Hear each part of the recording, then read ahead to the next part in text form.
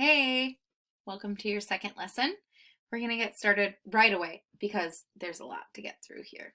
So, we've talked about this idea before where mathematicians are actually just super lazy people.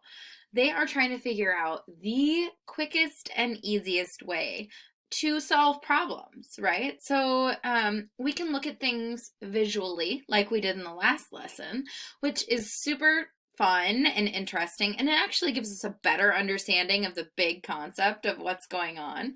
But we also need to figure out how can we do this very efficiently, especially if we're not looking at something that can be graphed very easily. So let's take a look. We've got here, the question says, find the equation. Ding, ding, ding. Hopefully something goes off in your brain and you're saying to yourself, okay, I got it. Y equals blank, x plus blank, because you need to have that in your brain. Y equals blank, x plus blank. That always pops into your brain when you're thinking lines, you're thinking find the equation. All right, so put that down just to remind us of our true task here. The second thing we see is that the slope is 1/4. So ding, ding, ding, ding, ding, we know that is the number that goes in front of the x, the m. The m and the slope, same thing in front of the x in our equation. All right, it also goes through the point 140, which we can see is graphed here. 140 is this point right here. Okay, so using the strategy we did in the last lesson, we would know that the slope is positive, so we know it goes up and to the right. So that means our rise is 1/4, right? 1/4. So the rise is 1. The run is 4, so we go to the right 4. So up 1/4. Now, our goal here is to solve for the b value, the y-intercept. And the y-intercept is way back here somewhere. We don't know exactly where it is. So here's our slope triangle, right? Make that a little tidier here. And then here's our line.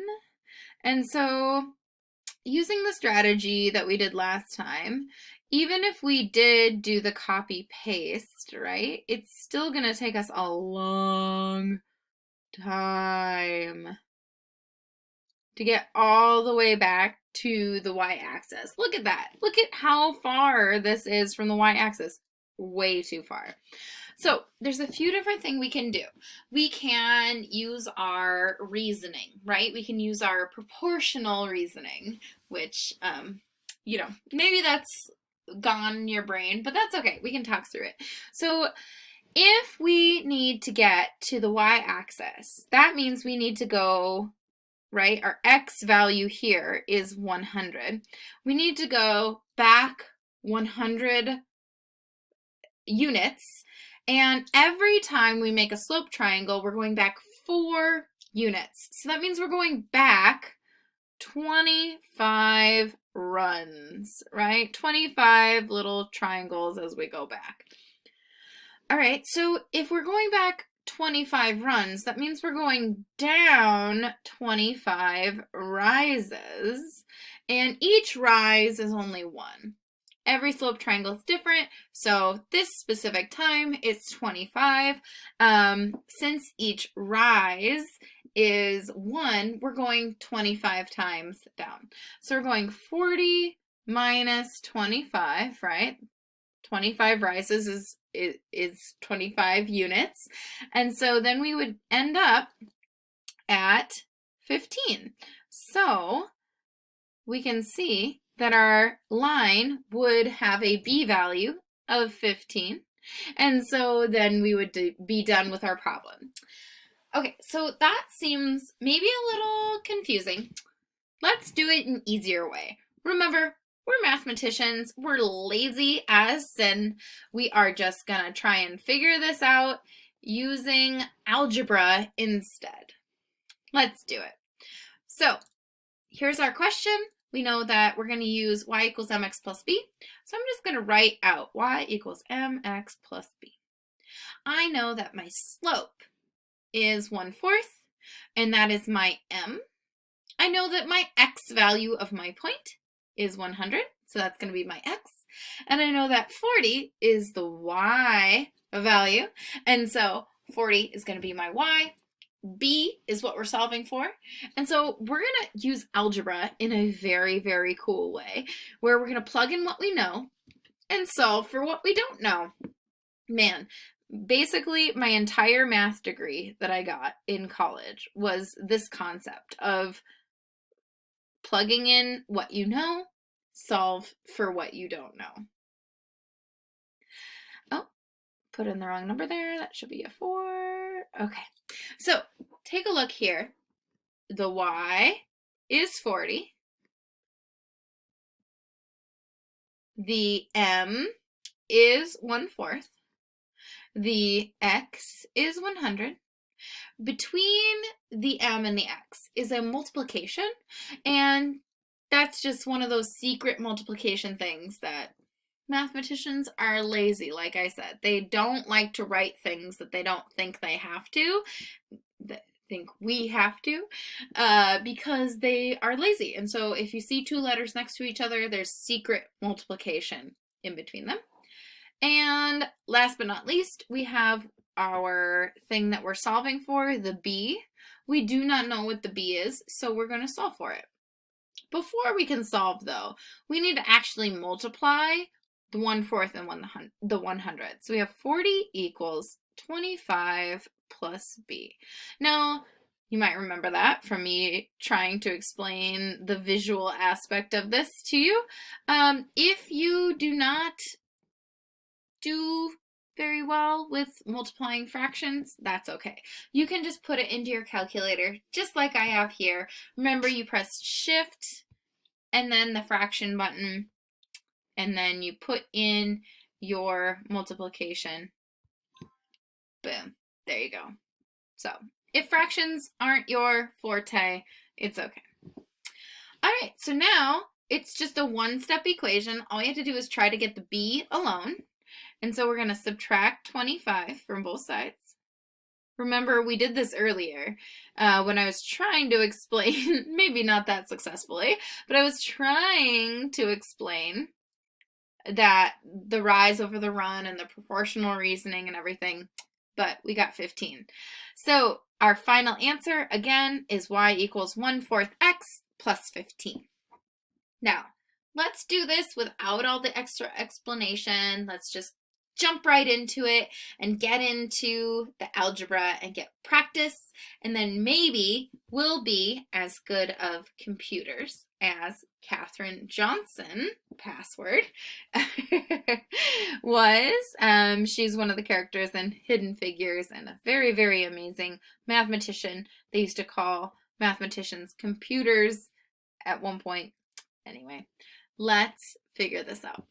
Find the equation. Remember, whenever you see that, boom, always put your y equals blank, x plus blank, so you don't forget how to give your answer at the end.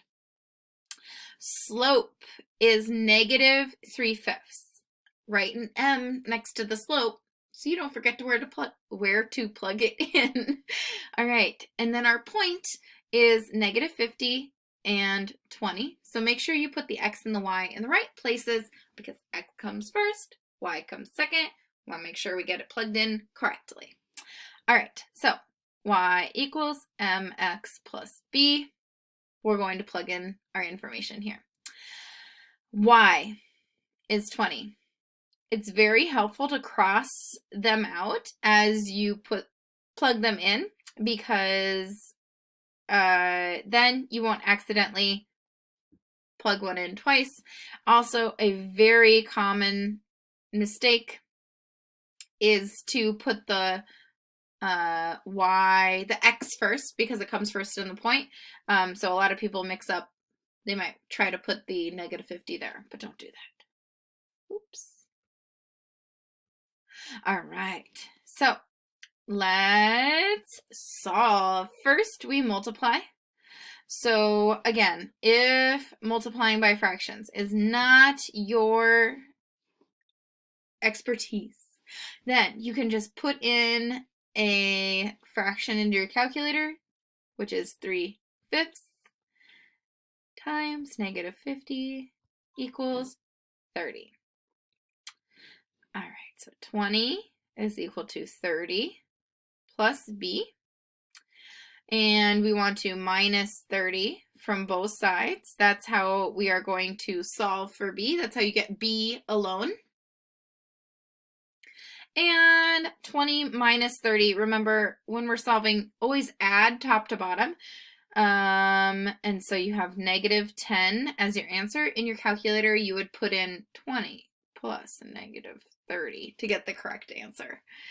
All right, and so now, because I was able to use this strategy, I did not forget that I need to put in my answer is not over when I get negative 10. I need to then find the equation. So I need to plug in the information. The m was negative 3/5. I finally got that the b was negative 10. Remember, when you put this into Schoology, you want to have your answer written in a special way. So you would want to rewrite your answer. Let's see. You'd want to write it y equals negative 3/5 x minus 10. You don't want to write plus negative 10 because it's just not quite as classy. Okay, so let's go on. I'm going to even go a little bit faster through this next example. So find the equation of the line with the slope. Find the equation. That reminds me, blank x plus blank. The slope is m. The point is the x and the y. I'm going to write down y equals mx plus b. And I'm going to plug in my information. So negative 25 is my y. M is 5/2. X is 40. And then plus b. I need to multiply. So I have negative 25. Now we're working on that, mental math stuff, which is not my forte, but maybe it's yours. So let's talk through it. 5 times 40. Well, 5 times 4 is 20. Add an extra 0, that's 200. 200 then divided by 2 is 100. So this would be 100 plus b. In order to solve for b, I need to minus 100 from both sides, minus 100 from both sides. Remember, you always add top to bottom. So I owe you $25. You are a little silly for then lending me another $100, but now I owe you negative $125, and that is equal to b. So my slope was 5/2, and my b value was negative 125. Simplifying, I get y equals 5/2 x minus 125 when I put it into Schoology. All right, you guys, that's it from me.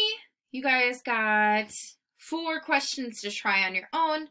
Remember, I never expect this to be where we stop learning together. I'm always here to help. Please let me know. I have tons of time to meet with you one-on-one, go through these examples again, go through them in a different way. Please, I love math. I wouldn't have become a math teacher if I didn't love math and love doing it with you guys. So let me know if I can help. Good luck. You got this.